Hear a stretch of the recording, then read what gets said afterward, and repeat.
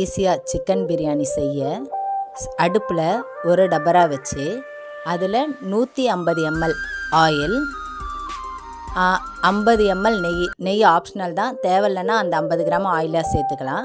8 பட்டை, 8 கிராம்பு, 8 ஏலக்காய், 4 பிரிஞ்சி இலை சேர்த்து லைட்டாக வதக்கணும்.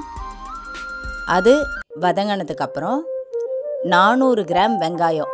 இப்போ நான் சொல்கிற மெஷர்மெண்ட் எல்லாமே 1 கிலோக்கு, சரிங்களா? 1 கிலோ அரிசி 1 கிலோ சிக்கனுக்கு 1.25 சிக்கன் கூட யூஸ் பண்ணிக்கலாம். 400 கிராம் வெங்காயம் போட்டு நல்லா பொன்னிறமாகிற அளவுக்கு வதக்கணும். இதே வெஜிடபிள் பிரிஞ்சியாக இருந்தால் அரை வதக்கினதுக்கு அப்புறமே வெஜிடபிளை போட்டு வதக்கினோம்னா அந்த வெஜிடபிளோட ஸ்மெல்லு போய் நல்லா மட்டன் பிரியாணி அளவுக்கு எஃபெக்ட் தரும்.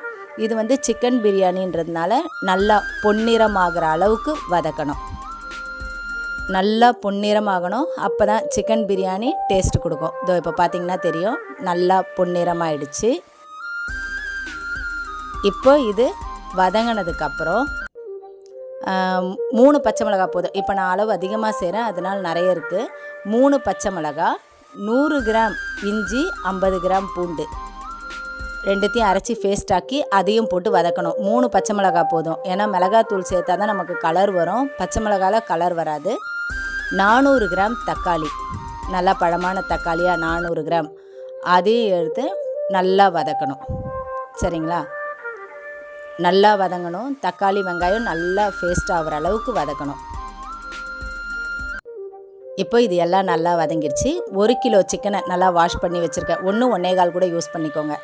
அதையும் போட்டு ஒரு வதக்கி 2 டேபிள் ஸ்பூன் தனி மிளகாத்தூள் தான் யூஸ் பண்ணணும், குழம்பு மிளகாத்தூள் யூஸ் பண்ணக்கூடாது. 2 டேபிள் ஸ்பூன் தனி மிளகாத்தூள், 2 டேபிள் ஸ்பூன் சால்ட்டு பத்தலைன்னா கடைசியில் ஆட் பண்ணிக்கலாம்.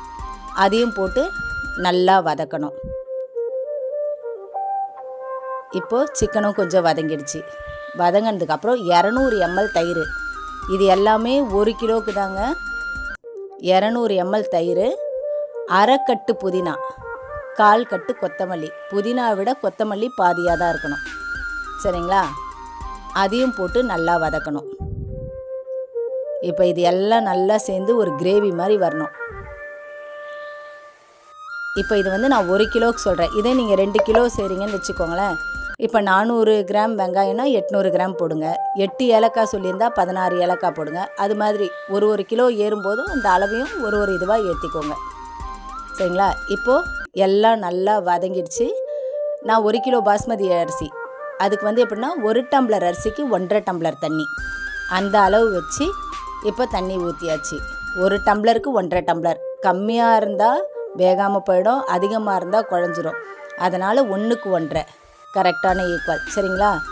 அந்த அளவு ஊற்றிக்கோங்க. ஊற்றி இப்போ தண்ணி நல்லா கொதி வந்துடுச்சு. கொதித்ததுக்கப்புறம் பாஸ்மதி அரிசியை 2 வாட்டி வாஷ் பண்ணி அரை மணி நேரம் ஊற வச்சுருக்கேன். ஊற வச்ச பாஸ்மதி அரிசியை இப்போ அதில் நான் கொட்டுறேன், ஓகேங்களா? கொட்டி அதை கிளறி விடணும். ஆனால் ரொம்ப ஃபோர்ஸ் கொடுத்து கிளறினீங்கன்னா அரிசி உடையும், அதனால் மைல்டாக தான் கிளறணும்.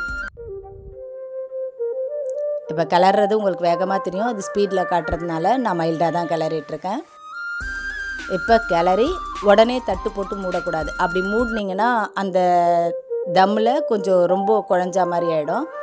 இது அரிசி வேகிற வரைக்கும் நம்ம அப்படியே ஓப்பன்லேயே தான் வச்சுருக்கணும்.